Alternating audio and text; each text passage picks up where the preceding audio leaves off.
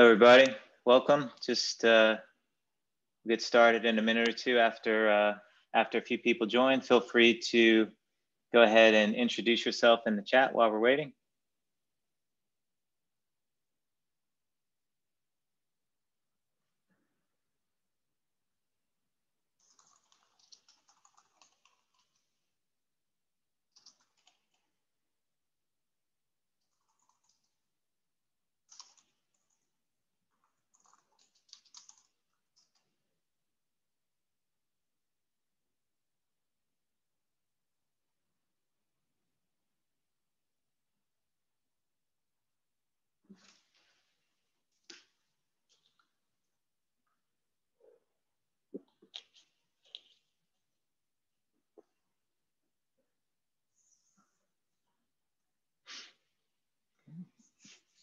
Casey, Chicago, welcome. All right, so we'll give it about another minute or so, then we'll go ahead and get started.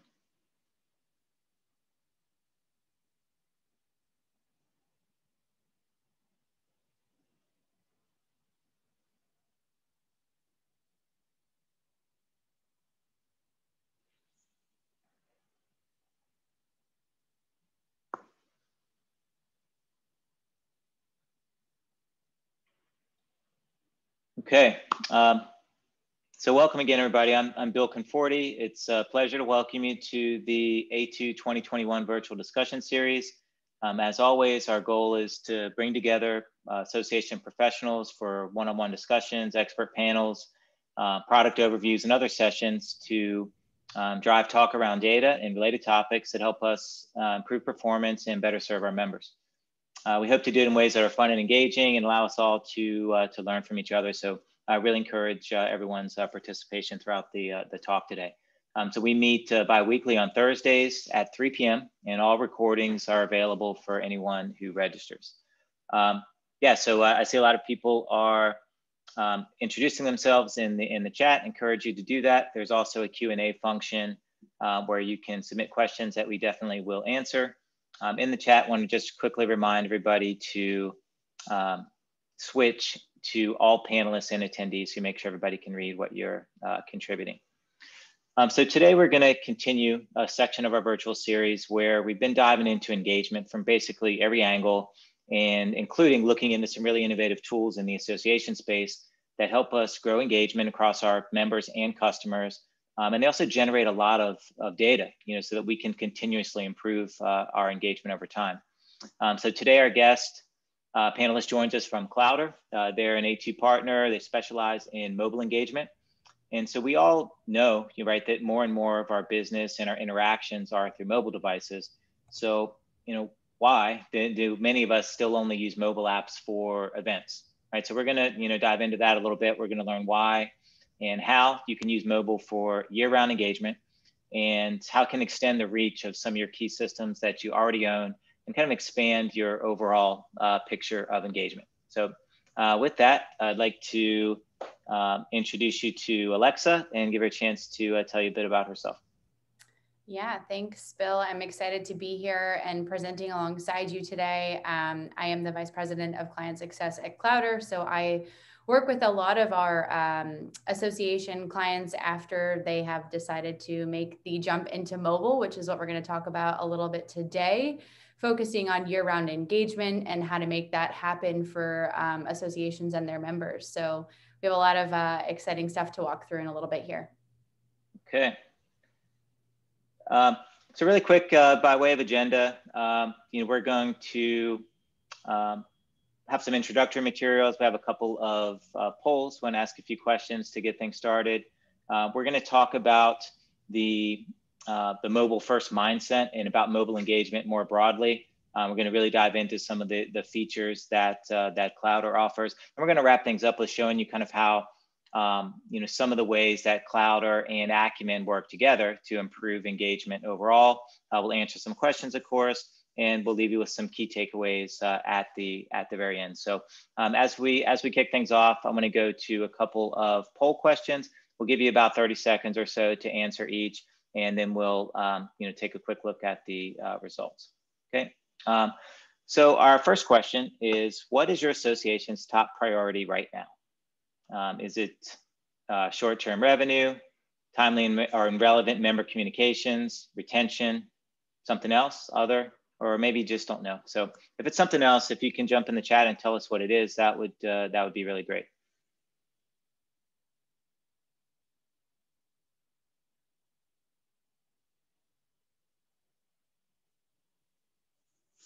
And so take a few minutes to a few seconds, I should say, to think about that. We have one more quick question that we'll ask, and then we'll look at the results. So, okay. So our second question then is, how is your association doing at engaging members? And I would say, it's primarily about members, but you can also extend that to just customers more broadly. Doing great, right? Nothing you can improve. Okay, but could be a little bit better. Not so good. Members are completely disengaged, or doesn't apply, right? Or you really just don't know.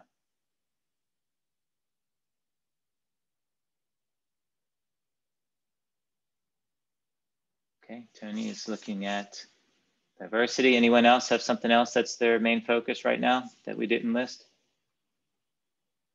Okay, now we're going to just take a second and look at some of the results. Okay, now this is a look at the same question, right? What is your association's top priority that we asked last spring? So we had around 30% that focused on short-term revenue. You have to, putting that in context, this was when COVID was just starting. Things were very uncertain. And so we had a lot of associations that were really just focused on surviving, right? What can we do to make money right now? How can we optimize what we're doing? So naturally, I think that was the biggest chunk. But we had another 30 that was focused on timely and relevant member communications, right? So this is a big part of engagement, maybe the main part of engagement. And even then, in say April of 2020, there was still a large chunk that were focused in this area.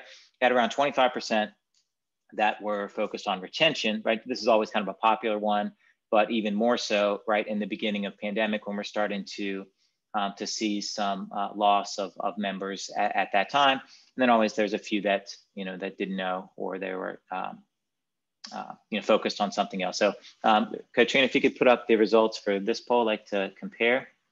Okay. Yeah, so this is kind of what we would expect, right? I mean, so, COVID is still with us, but it's kind of a little bit more of a known quantity. So short-term revenue optimization is, still a little bit important, but now we're focused on more strategic things, right? We're more focused on retention again. Around the same, for timely and relevant member communication. So, if you had asked me before looking at these, I might have expected a little bit more to shift to the member communications than retention. But I think those are really, being fair about it, are closely related. Alexa, any comments or anything surprise you about the results here? No, I'm looking at retention, and I actually think that is an interesting component that we can talk about a little bit more today, just with, offering different things to your membership and how that retention piece plays in. Yeah, and so this is, as we go to the next one here, this is really a good illustration of how context matters. So we talked in some of the other webinars that we've done recently about different types of data. So contextual data is one of them that you don't hear about a lot, but as we said before, if you looked at your 2020 results kind of in a vacuum without knowing about COVID, I mean, it would look really weird, right? I mean, things are so different, but fortunately we do have the benefit of context, right? So that's, I mean, it's a really big example that would be hard to miss, but there are other types of, contextual things that are situational or seasonal or otherwise, that affect your actual data. Okay, so let's look at how is your association doing at engaging members? So when we asked this question in the spring of 2020, 17% said great, right? Nothing to improve. About the same said not so good or not at all. Some didn't know. But really the majority, which is around 60%, said we're doing okay, right? We're doing some good things with engaging our members, but we could do better, right? And so let's look at today's results. Okay, good. So we're about the same. maybe a few more that are not so good. That's maybe a result of just having better insights into it, I would say. But actually, this is really consistent with what I would expect, which is still the preponderance of respondents are doing pretty good or doing some things well, but there are some ways that they can improve. Any comments on that, Alexa? No, I agree.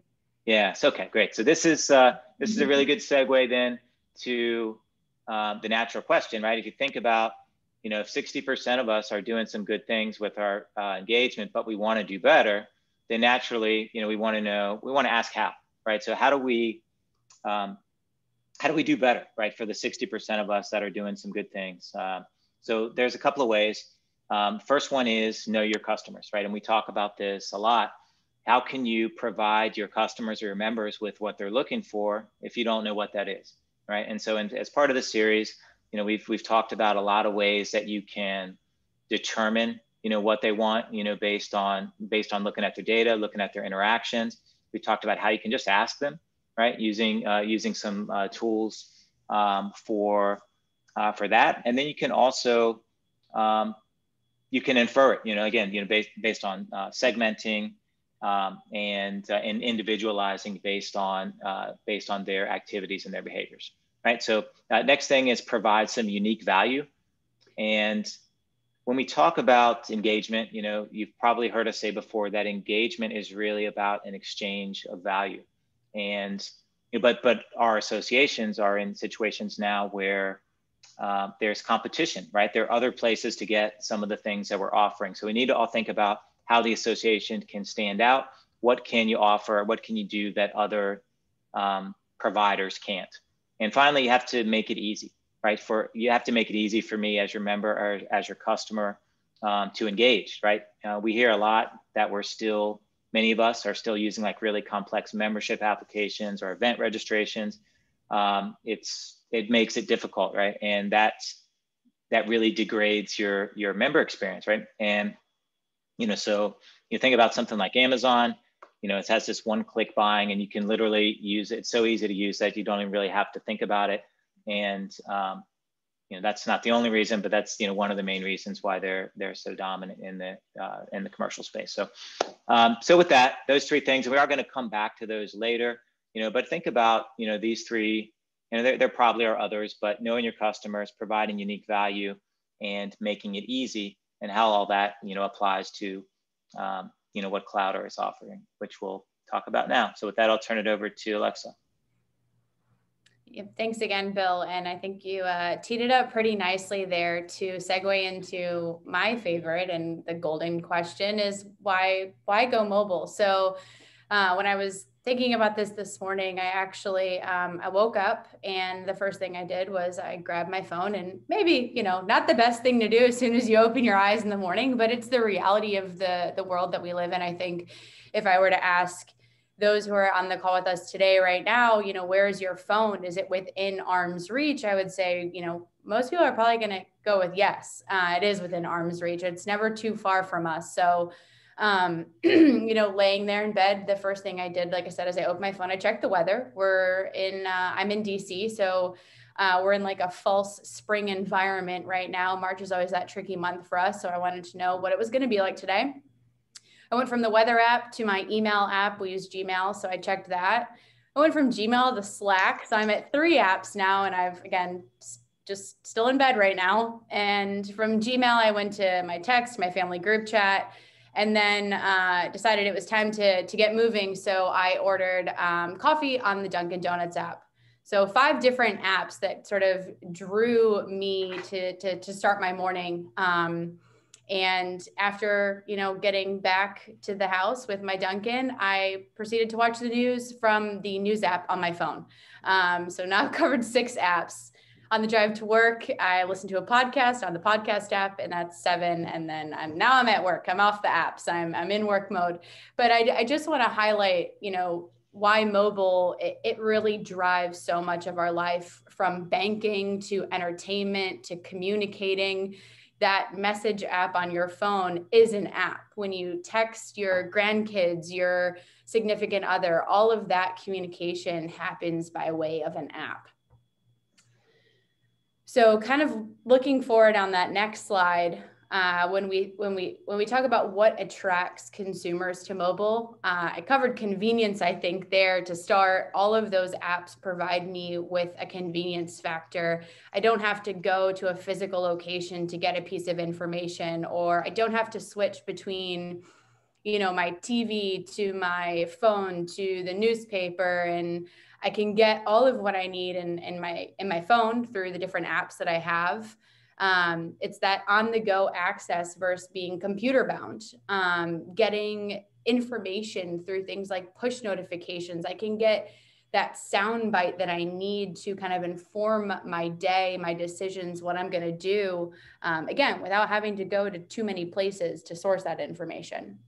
And I think that the big thing is convenience. We use our mobile phones because everything is in one place. Aside from why mobile, this is another one of my favorite things to talk about, and it's what really makes apps the best apps. And we get asked this question a lot. You know, how do I make my app good? And I think that Facebook is a pretty leading example here. If you want to click through, there's some stats that I'm going to cover in a little bit, but Facebook covers news, it covers entertainment, it covers jobs, it has a marketplace, it offers ads, which can be a little creepy because they're always super targeted, but also convenient, right? I can tell my phone just about anything that I'm looking for, and it's going to have an ad tailored to me later that day or the next morning for me to look at. But what Facebook is doing is it's covering utility and entertainment. When you have a hybrid of the two of those things and an equal balance where I can get the information I need that's going to help me stay informed as a consumer, but you're also providing me a slight bit of escapism, those are the best apps. Those are the apps that we go back to time and time again. And I would even ask, you know, those listening to this webinar today, you know, what makes you use the apps that you use? What drives your behavior as a consumer to gravitate to those places? And how frequently are you gravitating towards those places? You know, actually, we can go back just a minute here. I want to cover that. The biggest pushback question we get is, you know, but my members won't use an app. And I'm going to squash that right now because they will. You know, I get asked often at a lot of conferences, well, you know, I just don't use apps. And kind of like I covered earlier today, just a second ago, we were talking about, well, I just checked the weather, or did you check your email, or did you send a text message? I'm not sure if you're still writing your grandkids, but did you FaceTime them? Those are all apps that you use. And then generally, you know, people are like, all right, I'll download the app, talk to me a little bit more about it. And as you can see here, this Facebook statistic is 65 years and older is the fastest growing group on Facebook. In addition to that, during the month of April, the height of the pandemic, 81% of Facebook users worldwide relied solely on their phone to access Facebook. That's a crazy statistic if you think about how many people are on Facebook. And 81% of them only accessed it through the phone. That just goes to tell you where we are. We're on our phones. You mind if I ask a question? Yeah, absolutely. Yeah, so this is one of the things that you know, that I thought about, and that's, you know, it kind of applies to almost any new technology, but I think apps in particular is what kind of success rate, you know, do you have, or do you typically see in terms of the adoption of the mobile app? So I was thinking that, you know, this could be really great, but obviously if only a small percentage of your members download the app and use it, then, you know, the value is going to be limited. So how do you find the adoption rates? Yeah, so we set those through a little bit of a tailored approach with each client, but what we see kind of on average is about 30 to 40% of the membership adopting the app, which, you know, is a pretty good overall number. considering some people still use flip phones and are not even in the addressable market for a mobile app. But yeah, that's about the target audience that we're looking to get to download the app and engage with it and keep it through that 365 experience. Great. So actually talking about, early mobile adoption and associations, those early adopters, they started with event apps, and that's sort of how they got their feet wet. Kudos to everyone that started with an event app. It was a step in the right direction. But this was really before we started talking about what it means to engage year round. I mean, think about it, while event apps serve a purpose during the event, what are you doing in your Uber on your way to the airport after the event is over? You're likely deleting that app because it doesn't serve a purpose for you anymore. So event apps provided sort of a siloed focus, which was great. It allowed me to get information about the event, engage while I was at the event. But then what happens after the event? I'm just sort of left with this kind of void of, well, what about all those people I met, or how do I connect with them, or how do I get those presentation materials, or keep the conversation going and continue to engage not just with fellow members, but also the association to which I pay to be a part of, which sort of leads me into the next slide here. When we talk about year-round mobile engagement and why it's so impactful, what if all of the investment and time and resources that were spent putting into an event app had a life of 365? I can't tell you how many times our clients right now are telling us that our members are thanking them for making event materials available 60 days, 90 days, 6 months after an event is over, because who knows what's happening in their personal life and when they have the time to get back to something. Keeping those things active in a year-round app, it's super important. And I also, I can't stress enough how many times our clients, the associations, members are thanking them for providing a space for them to continue to network and connect. And when you look at this past year of what connectivity meant to all of us and how that changed the way we connected, mobile was a big aspect for that. So those that didn't have an app, that relied solely on their events, were a little bit in this situation of, well, what do I do? Those that had the engagement app were really able to see a massive spike in that virtual and sort of digital communication that they wouldn't have otherwise been able to provide their members without a year-round engagement app. 365 offers that opportunity to give your members content, but allow them to collaborate, access events, curate their schedules, all of that within one place, that singular hub for everything that they need. And is that, so a lot of what we talk about is related to, that year-round engagement with members, but for most associations, they have, maybe, 20, 30% attendance of members, at the annual conference or at their big meeting, but they have a lot of non-members as well. So have you found that, is this kind of engagement useful for bringing some of those non-members that attended the meeting, potentially into the fold to join as members? Yeah, I think that's a great question, and something that we talk about a lot, that this is also a recruitment tool. So it's not just a member benefit, but there are ways in which you can gate and lock and sort of tease content to non-members to encourage them to become dues paying, members of your association. Absolutely. It's definitely a great recruitment tool. There's targeting components in which you can allow non-members to connect with other non-members, to connect with you as an organization while making the content relevant to them, but not bogging your members down with content that's not relevant to them, that non-member stuff. Yeah, good. Absolutely. All right. So when we talk about a year-round engagement app, what does some of that look like? So everyone's familiar with event features. I've got my calendar, my schedule, I've got the speakers, but what are the 365 features that allow me to continue to stay connected with my organization, as well as other members and or non-members. So we start with the news feed. This is similar to Instagram, Facebook, Twitter. It's where you get your content. It's tailored to your members or your non-members, or to even subsets of your membership population, allowing them to get all of that content within one place, be it from your blog, YouTube, Vimeo, Twitter. All of that can live within the news feed. The forums provide a dedicated space for your members to interact and collaborate, during event, post event. The association or the organization can control the topics. Of course, you can, crowdsource what do your members want as far as topics go, but anything from, an event discussion to during the height of the pandemic, we saw people that would create, COVID-19 forums, and that conversation, took off looking for resources. So it's a place for the members to contribute and have a conversation about what's important to them, but also, interact peer to peer and source resources that you are providing as an organization.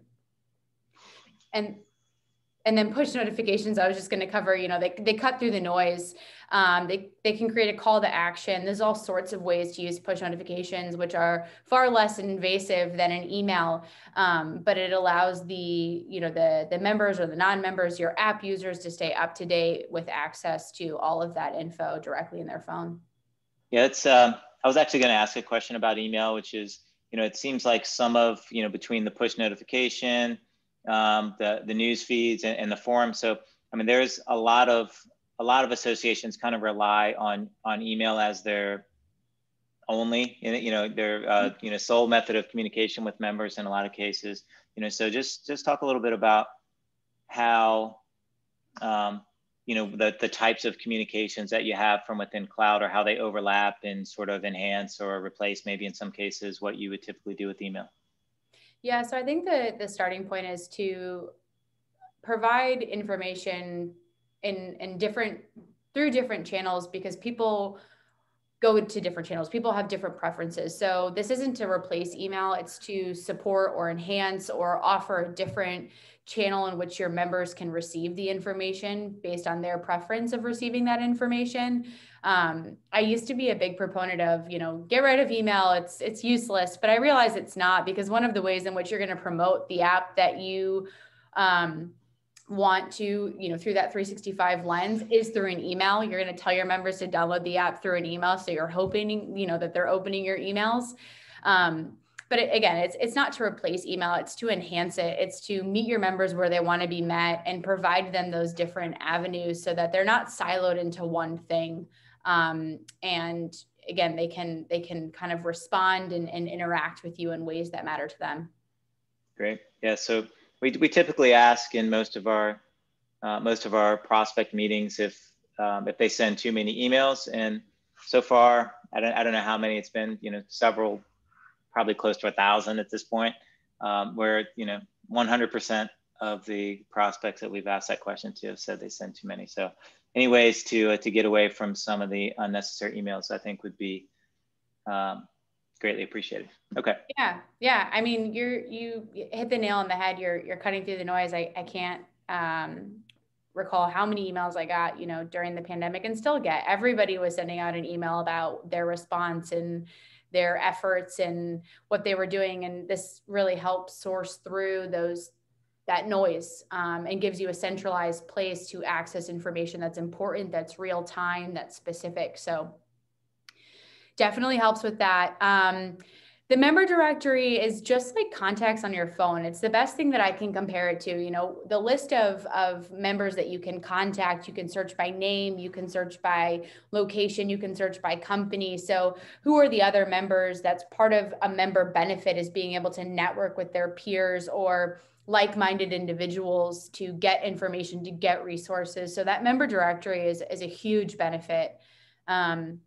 Messaging, just like you message, on your iPhone or your Android, you can have a one-to-one message, you can have a group chat, you can react with emojis, do attachments, all that sort of stuff.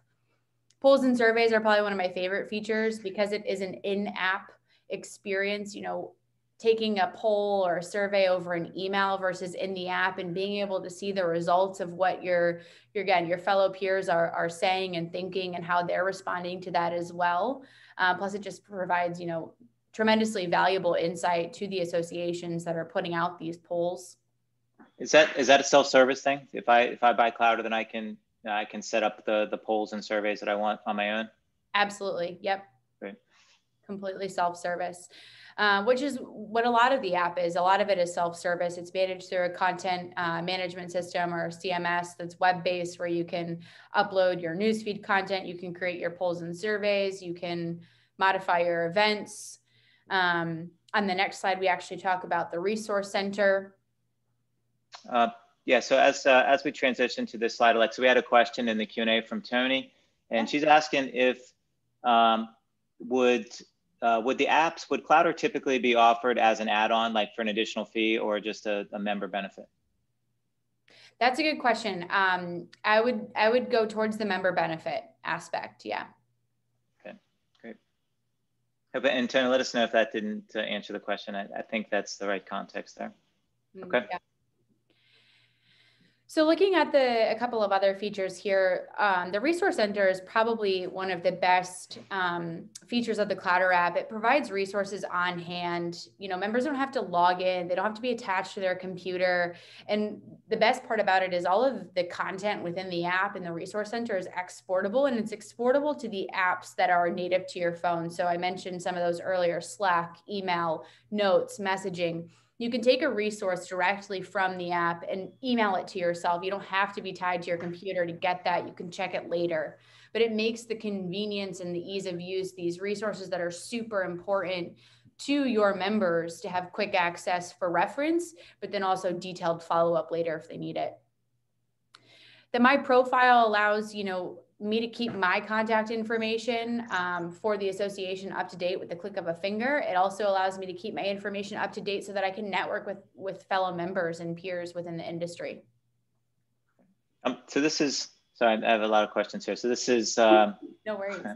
I think a lot of associations, a lot of people that are on the call now have spent good money to update their websites, including being, responsive to, good mobile experience and everything. So for the benefit of, some of us novices, can you talk about the difference in the experience between a mobile website and an app?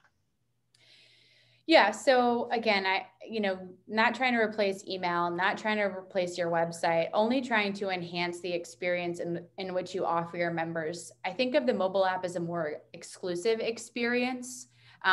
It's your dedicated, one-stop shop that's native to the phone. You've got the icon that lives on the phone screen that kind of makes users gravitate towards that, to engage, to chat with other members. And again, meeting people where they want to be met. Even if you have a mobile responsive website, there are components of a website that you can't get without, you can't get messaging. You can't get a lot of the native exporting components that you can get with a mobile app.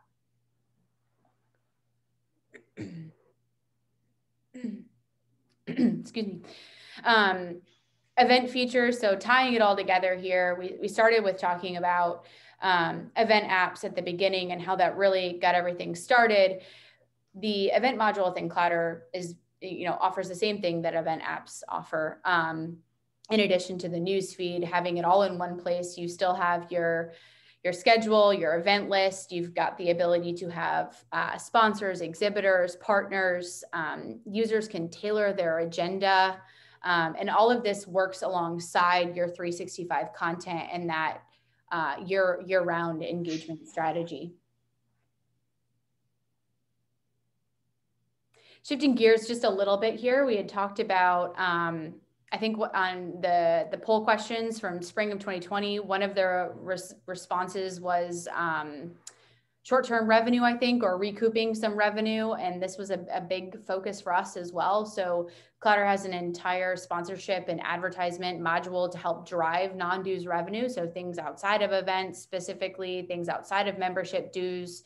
If you click, there should be a couple of images that pop up here recognizing, that last year it was tough. There was a lot of uncertainty with canceled events and lost revenue. Mobile apps offered a lot of valuable real estate that you wouldn't have otherwise had. And kind of going back to the website, just because you have a mobile responsive website doesn't mean you have all of these digital advertisement options. So, just look at Facebook, 94% of ad spend came from mobile. And truly, I don't think that there's any reason why associations can't follow suit there and do the same. Good.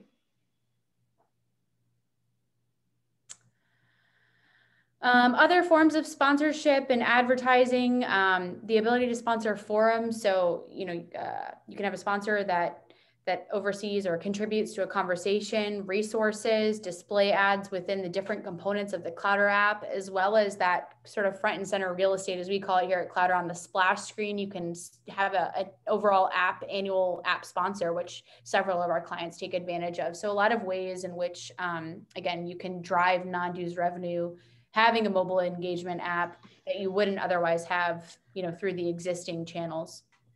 Cool. Yeah. So just, I'd be interested to hear in the chat, because this is, something that's come up a lot, in our discussion series and in other places, is as, pretty much every association moved to a virtual or hybrid event. What we saw is that the ones that were really successful, it was really sponsorships and ads, kind of where they really made it, right? Because just about, every association experienced a massive drop in their registration dollars, right? I mean, because you made it free or close to free. They might have had increased attendance, but it was really the ability to sort of reimagine what they were doing with their sponsorships and maybe even their exhibits to a degree that kind of determined, how successful they were in transitioning to the hybrid event. So anyway, all that to say, I'd be curious to know if anyone that's watching today had some success with selling, digital sponsorships. It doesn't have to necessarily be inside a mobile app, but anything like that would be of interest. So anyway, that's be interested to hear about that. Okay. Yeah, absolutely. And I think one of the sponsorship things that we come back to just before I jump into the navigation links is, do you think that your sponsors would rather have their names on sort of like a static one-time poster or behind a desk, speaking to digital advertisements, or, through an app or a channel that is visited by thousands of people on a daily basis? And I think the answer to that one's probably pretty obvious. Okay. All right. So then, looking at the custom navigation links, we talked a little bit about websites. I spent all this time on building out my website. And again, I'm not saying ditch that. Mobile access will only enhance what you're doing on your website, because we can feed all of that into the app. We can give all of those website experiences a place in your app, in addition to the native components that I've already talked through, the news feed, the forums, things like that. But what about your career center, your communities, your job board, or, a podcast that you've launched? All of those can live within the app too. Again, we're trying to make it one place for everything for your members. So these custom navigation links, as we call them, keep all of your online resources on hand through the app. So I don't have to, again, be tethered to that computer to access these components of your website. I can access them through the app. Great. So in terms of just thinking a little bit more about, talk through why mobile, what draws people to it, what you get with Clowder, should that be something that you want to pursue? We have a dedicated iOS and Android native app. So it's fully native, which I recognize some people might not know the difference between like a web-based experience and a native experience. So again, that's that placement on the phone, that's that search in the app store, that's that the security and the ongoing updates included with a native app. So 2 apps designed both for each interface. Self-service, web-based admin and analytics. So the ability to upload content, manage that content. It's a closed network, so it's completely private. It's a private social network. People that don't have login credentials verified by your management software will not be able to access the app. which leads to that next point, that integration. So we do integrate with a number of AMS platforms. We consider ourselves AMS agnostic. So we can integrate with pretty much all of them. Member to non-member roles and permissions. I had talked about that, being able to tailor content to members, to non-members, to both where that's applicable. Subgroups where you can target subsets of your membership or subsets of your non-members, which is a great option. You know, if you wanted to target your board or student group, and that content can be different among the larger audience of members. And then the onboarding, the training, the continuous promotion, the strategy, the best practices. That's a really big emphasis for us. We don't just give you something and say you're off to the races. We really focus on customer support and making sure that this is a partnership and something that is successful, not just for you, but also for us.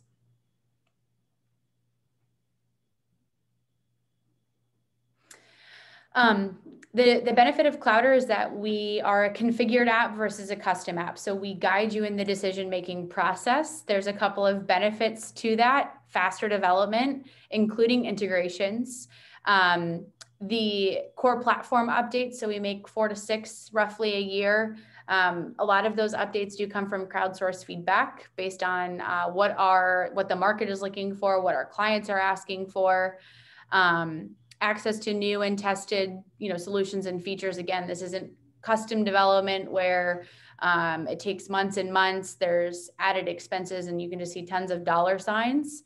And then there's just no additional fees, right? So everything is out of the box pretty much with the ability to personalize. We focus a lot on personalizations. It's completely tailored to your organization, from branding to naming to icon choices, but again, not all of that custom development, making it a faster approach. I mentioned just a second ago that we really focus on onboarding and support. This is a really integral part of our organization and making sure that our clients are successful. It's important to us. It's also a small community. We know that people talk, so we want to have the most highly referenceable clients so that when somebody else is coming on board, they know that they're going to be supported. So each client gets a dedicated client success manager that will work with them throughout the entire partnership. No worries, not just from the beginning, but all the way through, all the best practices, all of that good stuff. But this is actually a good segue. So, what are our clients saying? Most of that is centered around support. So you can see here, we have a few different quotes from clients, but I think generally speaking, people are they feel supported, they're happy. They're, serving their members are responding really well. So overall, client support, it's a big focus for us and something that we really pride ourselves on. I think this leads me almost to your part, Bill, but, wrapping up with just the Clowder piece and connecting the dots here, I think mobile data, being able to analyze mobile data, being able to understand what your members are doing, how they're doing it, why they're doing it, when they're doing it is super important in helping drive your strategy forward. And I think that that's sort of where we segue into talking a little bit about association analytics and what you're going to cover here, Bill, but how those pieces all round out together.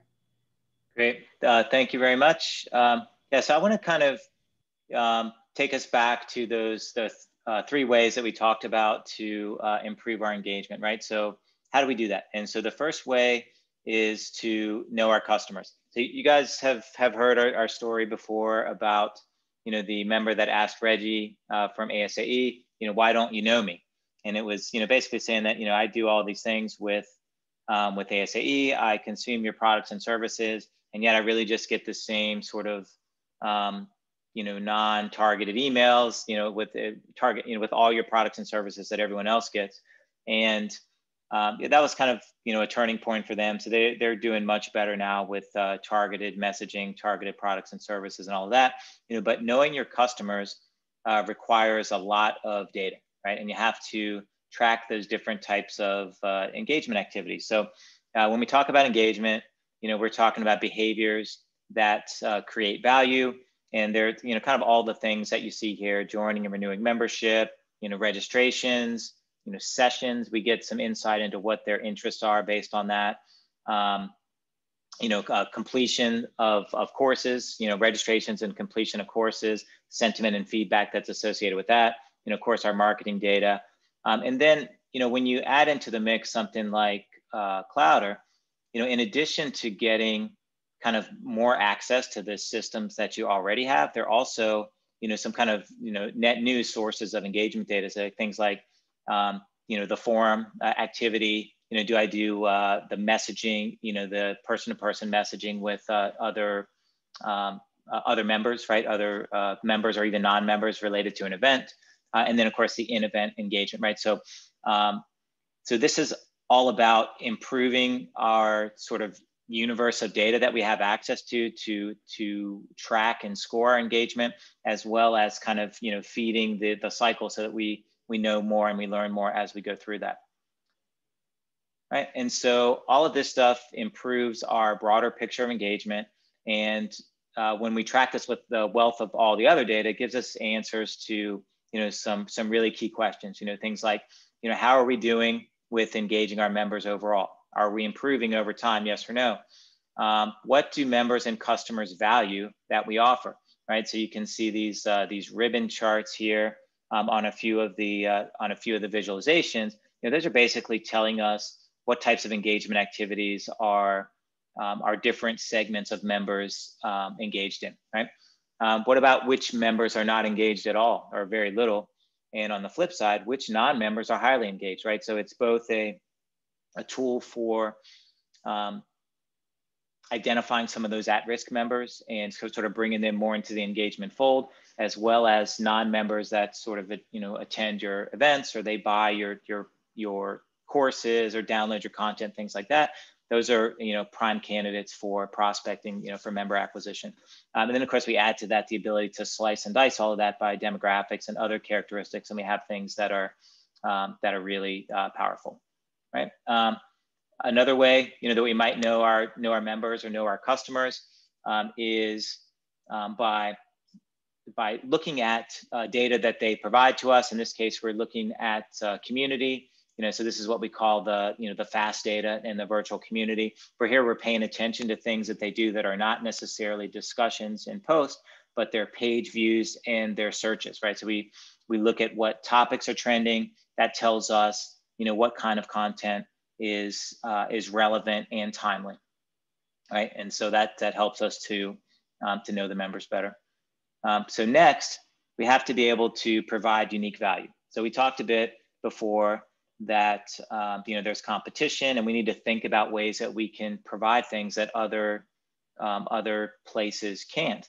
And very often, most often, I would say, the answer to this is related to the members themselves and the data that you collect on them, as well as your industry focus, right? And so, one of the things that makes A2 so popular is that, there are other tools or other companies that do visualizations, that do analysis, but most of our clients really value the fact that we focus exclusively on associations. That's a differentiator, that provides some unique value. And as an association, when you think about, you have competitors that might provide certifications, or they might provide education and even events in some cases, but you still have the advantage of your members, right? That exclusive focus on things that are of interest to your members that you can leverage. And so, again, very often it relates to the actual data here. So here's an example of taking some publicly available data. It's COVID-19 data from Johns Hopkins, and we join that with data that we have, based on members, and then very often this would be shared out, publicly, to members to look at, places where there's a high concentration of association members and how that correlates with places of, high concentration of COVID-19 cases. But, this could be something that is that's monetized. It could be something that's specific to your industry or to specific segments of your membership. Here's another example.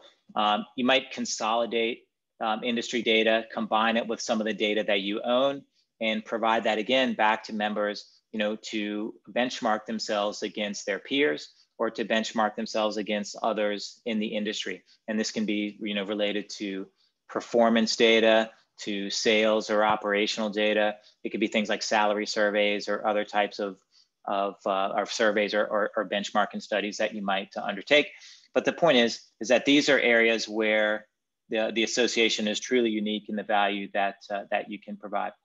And so the last one is, let's make it easy, right? I mean, we talked about Amazon and their one-click purchasing and all of that.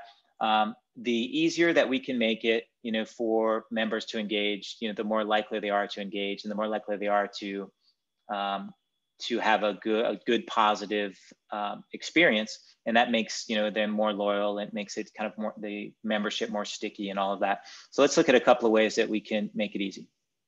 Okay, so the first way is targeted messaging, and so again, it's easier for members to engage if you put targeted messages in front of them, right? So and the whole point of those messages is to point me or to point your members to the products and the services that I want. So if we think about how do we build that targeted list, and this is one that you would see in an Acumen demo. Let's say that we've just launched a new training product, right? And that helps our affiliate members, provide better service to our members. So what I might do is, choose an affiliate member type, and I might choose a product that might be interesting for them, and then might go to a demographic breakdown. So you might start, maybe with all of your members. We would drill through to an individual breakdown. And what if we wanted, operations managers, right? So we would, choose those that focus on operations. We would then drill through based on, a focus on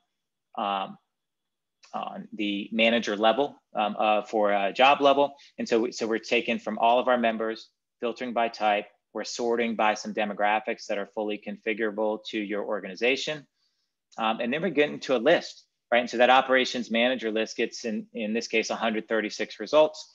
I can ship that over to my marketing automation system. It's going to be a very solid start for a campaign, but then I could further target that by sorting by engagement score, right? So now I have a list of 19, a targeted list of 19 highly engaged members, that can receive this message, and they're very likely to respond to whatever call to action that I have in mind. Okay. Now the other way that we can make it easy is even easier, right? We can automate things, right? It's easier for customers to buy your stuff and consume your content if you make recommendations, right? And if you can automate that, it's even easier. So a recommendation engine is essentially like a filtering system. And you might see things like playlist generators that those are used by Netflix and Spotify. Amazon uses product recommenders. Social media platforms, Facebook and Twitter, they recommend content and advertising. And all of that is based on a massive amount of data, right? And what we can do in associations is we can apply, similar methods, on a smaller scale, but we can apply similar methods to delivering the right content at the right time for our members and our customers. So let's take a look at that. So this is a look at the kind of the under the covers view of the Acumen recommendations engine. And what happens is, as I'm interacting on your mobile app or on your website, using all the data that you've collected about me, you can use that to make automated recommendations. And some of the ways you can do that are product to product, which are based on similarities between, say, product A and product B, product to people, which is going to be based on the purchase patterns of different types of customers. And then we also have the people to product, so this might be used internally, right? We're launching a new product, who are some of our top prospects that might be interested in that product, right? So it can be used by staff internally to have that list of individuals that would be interested in a product. And what about, what should we recommend to Emily when she shows up at our e-commerce site, right? I mean, she's on the mobile app or she's in our e-commerce site, she's, physically there. These are the 10 products that we can show, right, in a pop-up window that Emily might be interested in. And, who hasn't done that, right? You're on Amazon, you're buying something, they show you other products that are related that other people bought. And very often you kind of leave with more than what you intended to buy when you went there. So it works kind of like this. There's the idea of endpoints, which, so the recommendation engine has a flexible API. It can be consumed by different endpoints, such as mobile applications and association websites, right? It could also be, external partner sites, but those are the main places where you want to be recommending products and content. And, the applications are pretty straightforward. It's, personalization, it's individualized marketing, right? So finding out those prospect lists, interactive discovery and analysis, and then kind of internally, for your staff, like when you get those calls into member services, what can you recommend, to them based on what they've done before? Maybe there's opportunities to upsell a new product or cross-sell a new feature, things like that, right? So that's how we make it easy, right? We provide, we provide relevant products and services and messages. We provide easy ways for them to consume them. And then we even automate some of that so that it's kind of like right there, it's right there, and you can just, with very little friction, you can, consume more content than maybe you had initially intended. All right, so all of that is how we can improve engagement, how we can improve access to your key source systems with, with a mobile first strategy. So I'm going to give Alexa first crack at a key takeaway for our audience. And if anyone has, this is a good time. We got about 5 minutes left. Any questions that you have that we didn't answer yet, or something that you want to mention for the benefit of the group, now would be a great time to do it.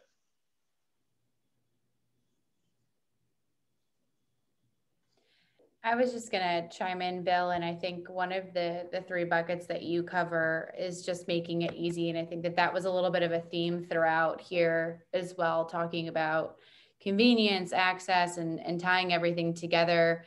One of the things with making it easy for your members is having a mobile app where they can access everything where they are. I actually had a chance to scroll through the chat while you were presenting, and one of the responses was, I think, to my question, where's your phone right now? And it was in that person's hand. So one of the key takeaways, I think, is talking about making it easy for your members, filling that bucket and providing them an area of convenience. Great. Yes, I just want to add one thing. It's kind of in line with the direction of our discussion series over the past few sessions. We've talked a lot about the sort of the kind of expanding to the best of breed, tech ecosystem, kind of integrating a bunch of different apps together. The main focus of that has been on engagement, and I just want to emphasize the complementary nature of these types of things. So if you look at it, as from a mobile app perspective, I mean, it improves the access to the systems that you already have. It also generates unique data that you can only get from the app. And then when you look at that in the context of the broader engagement with a tool like Acumen, it's basically helping you improve over time. So if you think of it like a cycle almost, right? And so that initial adoption of like who's going to download the app in the first place. I mean, you can lean on your existing engagement profiles and scoring to help, kind of steer that in a way. And then as you get more penetration, more adoption with the app, it's not only helping you engage more in the present, but it's building, it's building your ability to provide a more positive member experience going forward. So highly encourage everyone that's with us to check out both products. Yeah, absolutely. Couldn't agree more. All right. So here's a couple of resources. There's a link, in the case of the engagement scoring ebook, there's a QR code. When you look at the recording, you can use that to go to a link, but it's really just link into the A2 website. And yes, I just want to say thanks to Alexa and to the Clowder team, really to the whole audience for your participation and questions. I have a small schedule change. So this one was going to be on the 8th. It's been moved to the 15th to get a bit of a break. But here we're going to look at another major aspect of engagement, right? So virtual communities are a big part of that. We're going to be joined by the leader in that space, Higher Logic, and we'll dive deeper into what all that means in here in 2021. So thanks again for everyone. We hope to see you on the 15th. Have a great day.